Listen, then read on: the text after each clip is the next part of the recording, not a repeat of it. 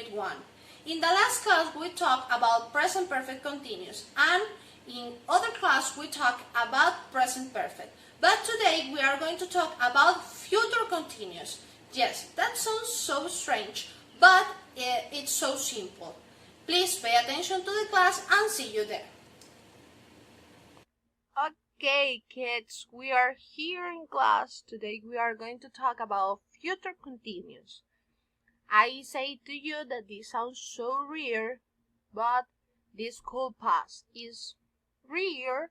It's not so common, but I use it sometimes in my conversations. This is part of the Unit 1, and this is the last class of the Unit 1. And well, let's start. The future continuous is a tense often used in English as a way to talk about something happening at a given point in the future. You are sure that this is going to happen in this moment. For example, if you are in class, you can say, I will be studying. I will be studying English in that moment. Or I will be studying math in that moment.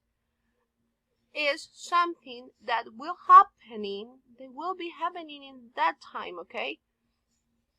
If you are using the positive sentence, you say the subject, the will, be, and the verb using ing. For example, I will be practicing tennis at 7 o'clock. For negative sentences in the future continuous tense, we insert not between the will and be. For example, I will not be practicing tennis at 5 o'clock. This is the part that you can express something that won't pass, okay? You can use will not or won't. W-O-N''T. Won't. For questions, sentences like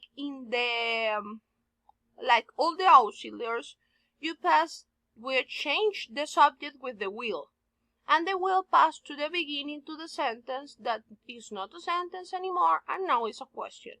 For example, will you be playing tennis at 6? And now you ask, yes, I will, or no, I won't, or will not. No, I will not. It's the same. Remember that is the same, okay? If you use will not or if you use won't, is really the same. Let's continue with the class. Let's talk about some sentences.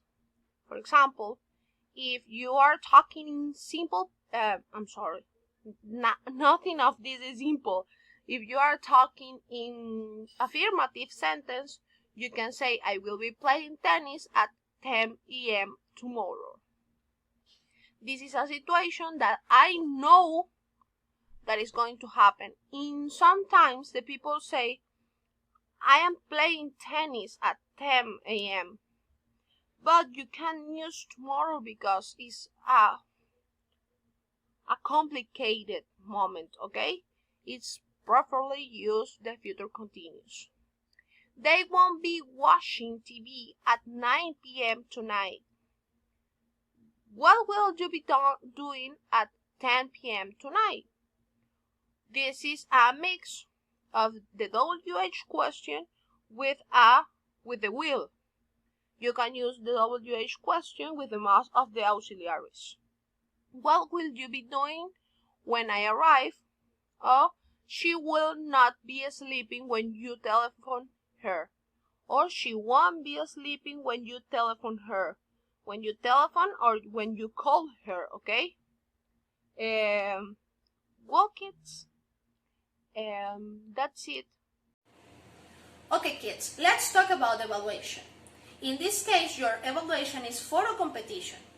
You are going to choose 5 pictures, winners of different prizes that exist. For example, the National Geographic, the Pulitzer, the Wild Geographic Photo Competition. Exists a lot of competition of photography. You are going to choose 5 and you are going to talk about what happened in that moment and what do you think is the importance in the picture and why the photographer won a prize. That's it. It's so simple. You are going to do a comparison but using present perfect continuous, okay?